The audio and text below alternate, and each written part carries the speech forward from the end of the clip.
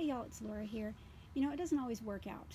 I'm a professional. I've been at this for 20 years and stuff dies and poops out on me too.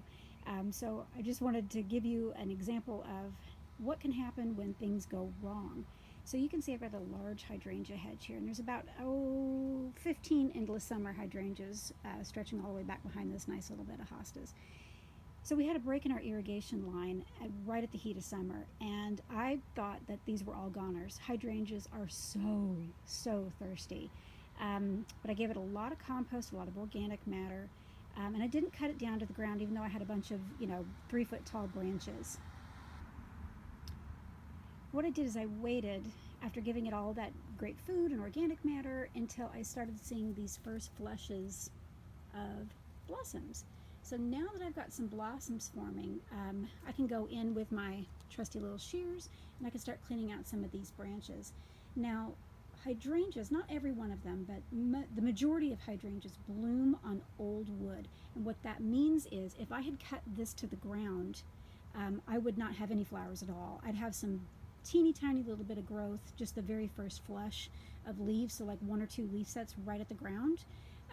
And that would have been just a nightmare to deal with. So I'm going to give you an example. So you can see this is a long branch extending from the ground, and you'll see that I've got a nice little leaf set growing up here, and you can see where I've pruned already.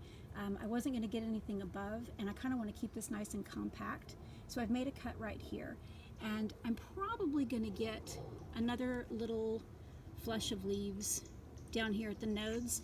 I may not though. But what's going to happen is that these other leaf sets, these are all going to continue to grow, and then they'll catch up to this friend. But these are expensive plants, as I'm sure many of you have realized. So to cut these down to the ground and to lose a good 2 or 3 years, not ideal at all. So I'm about to spend a little bit of time cleaning out some of these branches now that I can get an idea of what is growing and what's died to the ground.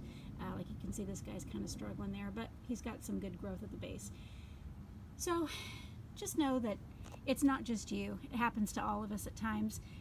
You can't help it when the water goes out. There's only so much you can do. But anyway, so that's a little fun fact for you on hydrangeas, and don't despair.